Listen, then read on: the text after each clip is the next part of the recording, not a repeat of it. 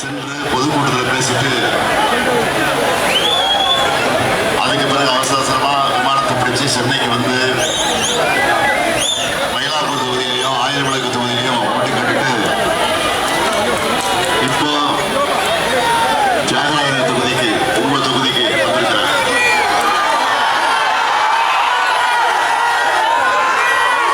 என்னுடைய ஆர்வத்தை, எழுச்சிய, உணர்ச்சிய, உத்வேகத்தை பார்க்கிற நேரத்தில்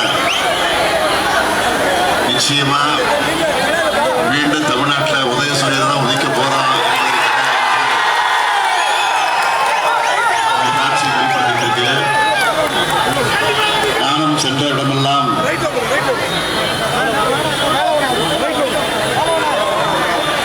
உணர்ந்து கொண்டது என்னன்னு கேட்டீங்கன்னா, எல்லாரும் ஒரு உறுதிமொழி கொடுத்தாங்க. போன இடத்துல எல்லாம் என்ன உறுதிமொழினா, கவலைப்படாதீங்க, நிச்சயமா நாங்க எல்லாரும் உதயசூரியனுக்கு தான் ஓட்டு போட போறோம். மதச்சார்பற்ற முற்போக்கு கூட்டணி வேட்பாளர் தான் வெற்றி பெற வைக்க போறோம். தமிழ்நாட்டுக்கு நீங்க தான் மீண்டும் முதலமைச்சரா வரப்போறீங்க. மீண்டும் 2.0 வாட்ச் தான், திமுக 2.0 வாட்ச் தான் வரப்போகுது அப்படின்னு சொல்லிதான் உறுதி கொடுத்து அனுப்பிச்சிருக்கிறாங்க. அதே உறுதிதானே நீங்க கொடுக்க போறீங்க? நிச்சயமா, உறுதியா, கட்டாயமா, சத்தியமா. ஆக அந்த உறுதியை தரக்கூடிய உங்களை எல்லாம் நான் கேட்டுக்க விரும்புறது, ஏதோ திமுக ஆட்சி பொறுப்புக்கு வந்தே தீரணும், நான் முதலமைச்சரா வந்து உட்கார்ந்தே தீரணும், ஒரு 200 பேருக்கு மேல சட்டமன்ற உறுப்பினராக நம்ம எல்லாம் வெற்றி பெற்று போகணும்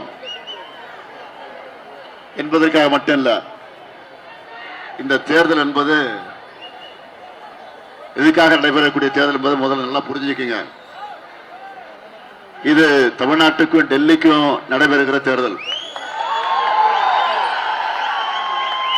நேத்து பாதி டெல்லியை க்ளோஸ் பண்ணிட்டோம், தெரியுங்களா? என்னன்னு பாதி டெல்லி க்ளோஸ். தொகுதியுடைய பிரச்சனை நடந்துச்சுல, அந்த நிலையில ஒரு மசோதா அவசர அவசரமா திருட்டுத்தரமா தேர்தல் நடந்துட்டு இருக்க இந்த நேரத்தில் பிஜேபி ஆட்சி வந்து தொகுதி சீரமைப்பு என்ற பெயரில் ஒரு அவசர தீர்மானத்தை கொண்டு வந்தாங்க. இத்தனைக்கும் மத்தியில்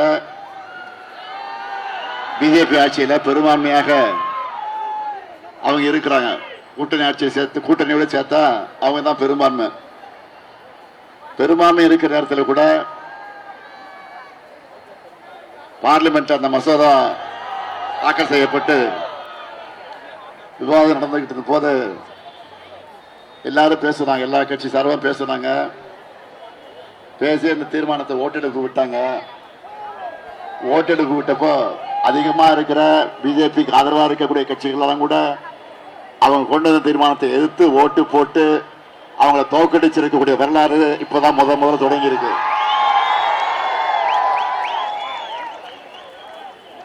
இனிமே பிஜேபி பொறுத்த வரைக்கும் தோல்விதான். ஆகவே ஏன்னா நாம 40 எம்பிக்கள் அங்க இருக்கிறோம், புதுச்சேரியை சேர்த்து 40 எம்பிக்கள் அங்க இருக்கிறோம். 40 எம்பிக்கள் இருந்த காரணத்தினால்தான் அதை அழுத்தமா வலியுறுத்தி வற்புறுத்தி மற்ற கட்சிகளோடு சேர்ந்து மற்ற மாநிலங்களில் இருக்கக்கூடிய தலைவர்களோடு கலந்து பேசி, எல்லா எம்பிக்களோட கலந்து பேசி அதை தோற்கடிச்சோம். அதே மாதிரி இப்ப நடக்க இருக்கக்கூடிய இந்த சட்டமன்ற தேர்தலில் தமிழ்நாட்டை பொறுத்த வரைக்கும் 200க்கு மேல நாம எதிர்பார்த்துட்டு இருக்கோம். ஆனா தமிழ்நாடு பூரா நான் சென்று வந்து இங்க எல்லாம் உங்களை பாக்குறப்போ 200 அல்ல 234 வந்தாலும் ஆச்சரியம் இல்லை. அதான் உண்மை, அதான் உண்மை.